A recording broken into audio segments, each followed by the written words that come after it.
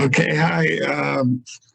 I just want to start out by introducing myself and thanking my technology people here, um, Annie Nichols and Angie Steer, have been very helpful in keeping us informed and updated on some of the technology available. Um, my name is Jeffrey Slama, and I'm from Winnebago, Minnesota. My wife's name is Joan Slama.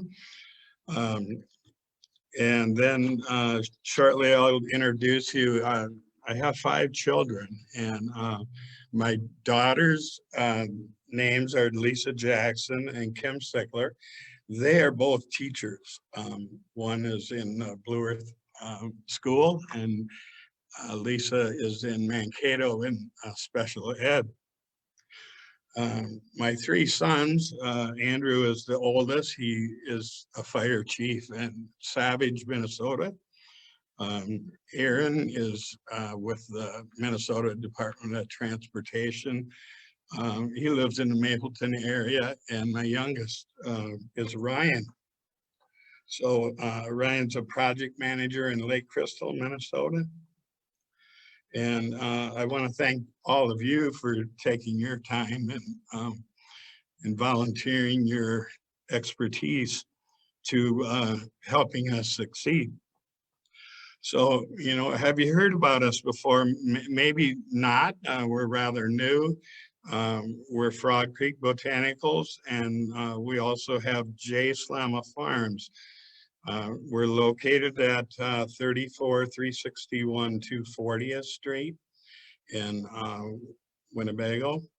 I had some things that I kind of wanted to add to the screens and stuff, but we're located just off of 169 by 4x4 Auto Parts. There's a County Road 14, and it actually goes to Truman. It heads over to Highway 15. So it's kind of a well-traveled road, and you can see on the screen where our location is. We're also, you can get in touch with us on our website is Frog Creek Botanicals at gmail.com. So if you have a pen handy, you might want to jot that down. That will take you to our Facebook page where we've got some pictures and explanations of what we do. So a brief history of my education. I'm a graduate of MSU, and my wife is a graduate with an LPN nursing degree. She had about 40 years in nursing. I had some experience in business, heavy highway road construction. And then I changed to the United States Postal Service and ending up as a supervisor and officer in charge postmaster positions. And I retired from Blue Earth, Minnesota. So I'm kind of familiar with the areas around here. We're trying to build a customer base. We've been doing gifts and kind of one of a kind, floral arrangements and just using succulents. And our products are made in Minnesota, and we pride ourselves that they're made with no harmful ingredients. We're trying to grow a customer base, and we're doing it as quickly as we can, but that's one of the areas that I think maybe you can offer some help in. Some of our products are, of course, chemical free. They're growing on our farm. We use about 2 to 4 acres, so we kind of control the grow, and we take it all the way to the finished product. And that wasn't what we originally intended to do, but due to the the issues with the economy and the price that we thought we were going to get. We raise hemp on our farm. I always end up talking about hemp and CBD, but that's just one of our products. And but it is something that we consider very safe. We don't do a lot of different products. That's something that we may move into slowly.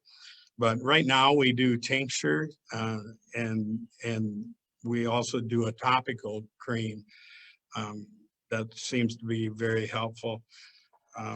So we, in saying that, we have a couple products. We're looking at some pet products, shortly, and we do have a different take on.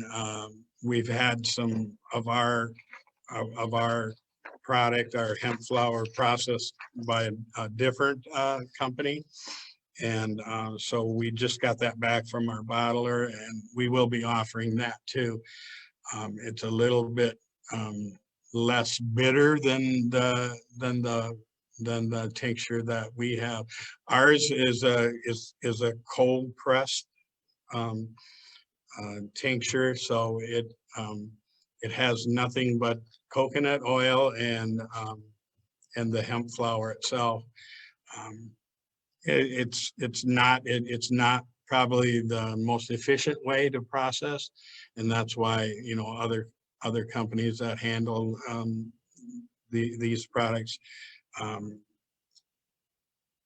don't they don't look at that as well, because they're looking at bigger scale grows and bigger scale bottling and bigger scale everything. So what we have new going on is we're going to be planting a strawberry grow, and it's probably about the size of a football field. And then we are in process of doing that now. I think we're more than 60% planted already, and so we'll be finishing up that, moving towards maybe a pick your own type food product, and something that's healthy and safe. So and then we'll plant another football size field the second year, because it takes a year to get that established. So we have 2 greenhouses on our site. We have perennials. We offer annuals, the crafty containers. We have geranium baskets that we offer in the spring, and also mums in the fall. We kind of like to keep things simple and manageable. We aren't afraid to hire labor, but it is a large expense at the beginning up front. And so we're moving, into that. I know there's people out there that are going to need jobs, and I want to be there to help them out. Some people, maybe don't even have a vehicle, and they are the targeted audience for me. I want to be helpful in growing, foods that help in our area, and I want to provide some employment.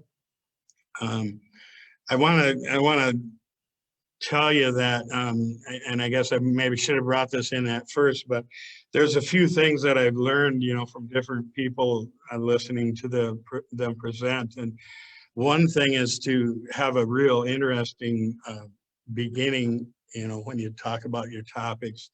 And I think I do have some of that, and there is a lot of questions because CBD oil and topical creams, all the different products that are made with them, it's rather new. I mean, 3 years ago, I didn't know it even existed, and it's came to the forefront. But the second thing that a good presentation has is a good summary, a good ending, so that you you kind of know what our products are and what our services are, and then in between those 2 points, you keep it short. So I'm going to try my best to do that. But we have a brochure just that we had just made that you'll see that on the right-hand side. I don't know if you can read that, but anyway, it tells a little bit about our products and the care that we put into making them. And we send all of our oil to a bottler, Uniflora Holistics. That's the only time that the oil leaves our farm, and then we get it back. He knows what he's doing with bottling and testing and labeling, and so he's been a big help in that area. So I'll cover a little bit of our products. We have topical cream in the 2 and 4 ounce size. I guess what I want to tell you first off, if I may, that a lot of the products and things, it's controversial, and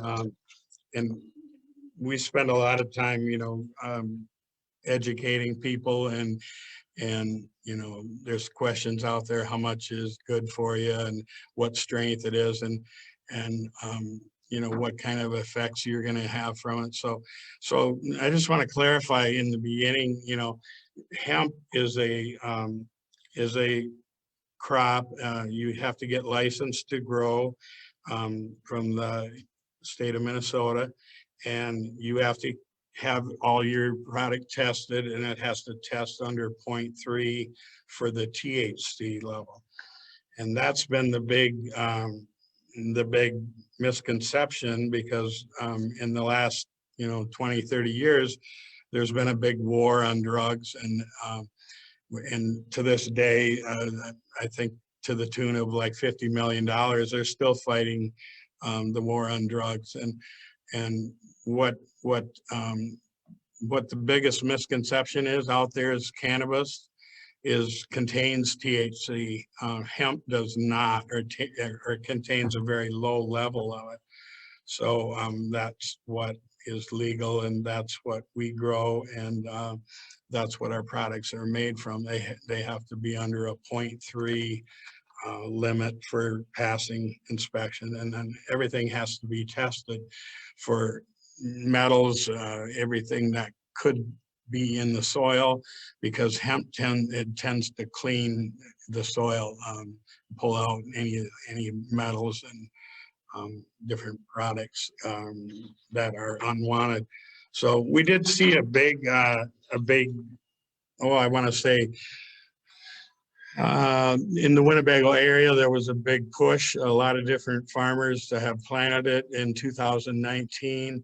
The marketing kind of went sour. The processing kind of went sour. The farmers did their job and did a great job of producing it.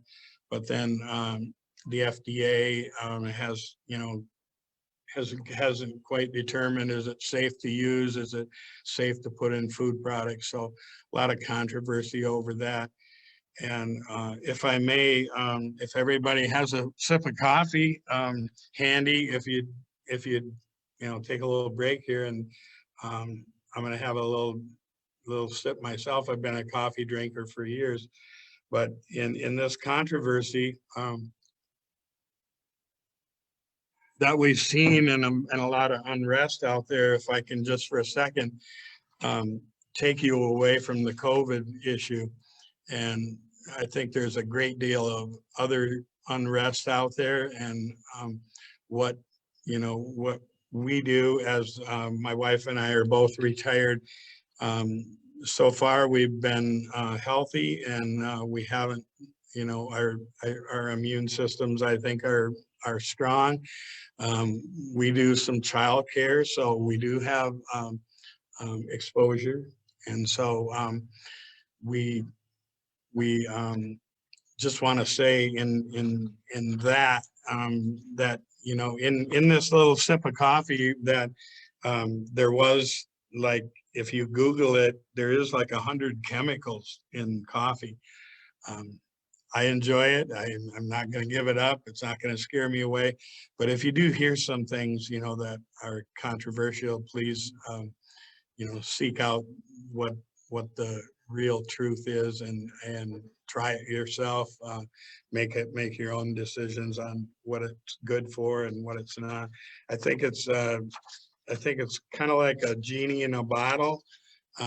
It's out there, and and I'm glad that we're on the front lines of it and being pioneers in offering the product. So I want to say, are we close to the end of the slide here? Marketing history. We do farmers markets. We do Facebook.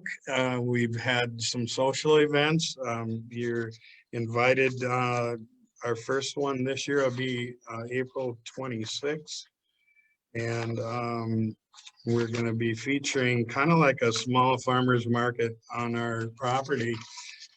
Basically, a lot of people that my wife met last year, unbelievably good people that they will be there with different, like food trucks. There's going to be cotton candy. There's going to be antiques. There's going to be greenhouse plants, annuals, everything from vegetables to bedding plants, succulents. So she has a different array of people coming, and this will kick off her geranium plants that she's been mostly known in the last 6 years to be a great success. In closing, and I want to look at things that you can be helpful to or towards. I guess, let me see, banking, we've had some issues with that, you know, we had to search out, you know, which banks will accept, you know, hemp, and which ones will not. There's a fine line there. Some do not. So we've had problems with, you know, brokers with credit cards because different companies are not very reliable. That's not the case in our point. We're here to stay. We're both retired, and it's kind of our passion or our love for setting up our business. We've had a lot of sites that they won't allow products, you know, and so I guess in closing and turning it over for questions and stuff, you know, things that we were looking to get help on. I want to say, probably have it listed here someplace. I made some notes and stuff, but okay. So so it's a federal, you know, it's been approved crop since 2015. But to this day, there's no crop insurance available, and you're not really you don't qualify for a lot of federal programs because of that reason. So if some of you are in that area or would know how to address some of the things, I guess I want to keep it short. So is there some questions out there or ways of, and I think one of the biggest things I'm looking for is help with the technology end. And I really appreciate what you guys have. And that's probably one big area. And other things, you know, would be, what are we missing? What are we, you know, we've been in business before, but it was like 20 years ago. What do we need for liability? I've checked, you know, to see what my homeowners insurance covers. But when you start bringing more and more people on site, we want to be able to make sure that's in place. What's out there in, new product development, that takes a lot of our time and a lot of our energy. How do you pool those things together? And the big thing is technology. I mean, I've been involved in webinars at the Postal Service, and this is much better. This is much, but we probably spend 20 minutes every morning watching people log in and off. And so being in a rural area, we're kind of like looking for what's the best thing. And then the pinnacle of things that I would like to get help on is, how do you keep track of, people's emails? What's the best way to have a customer list, or their emails or their phone numbers or their addresses, so. Awesome. Well, thank you, Jeff, for your presentation today. We are short on time, and I want to make sure that we have enough time for the next presenter. So I'm going to allow 2 questions. If you have a question, utilize the raise your hand function. If you have feedback for Jeff, put that into the chat, or I have his Gmail here. Feel free to reach out to Jeff directly with feedback and some solutions to some of the problems that he might have mentioned. I know I've started an Outlook email, so I can share some solutions that I think could help Jeff. But you can use chat for that. Otherwise, Bobby has a question for Jeff. Yeah, Jeff, I've been looking at year-round growing in Minnesota with greenhouses, and I've been looking into containers because Canada has been using a lot of containers for vegetables and hemp. Have you researched container growing at all? We have not did any indoor grow in our greenhouses yet, other than we propagate the seeds and get them started, and then they're transplanted. But all of our grow is outdoors at the present time. So as containers go, I've had very good luck with the larger the better, sort of like a tree, what you would put a small tree in. That way you're not transplanting more than one time. You get it started. And but that would be my suggestion in that area. And as far as the indoor grow, it is ideal because you control everything. You control the temperature and the humidity, and it's probably the technology. Probably the most technology is really going up. I mean, really going up in indoor grow too. Yeah. So yeah, very good. And the problem that you will have in an indoor grow is your room. Like in 100-foot greenhouse, you're looking at a maximum of about 200 plants. Where if you take that grow into a 1 acre outdoor, you're looking at 1,200 plants. So that's why it's always been, ideal for an outdoor grow to get more space. But yeah, container wise, I'm sure my wife would be able to handle a little more with that.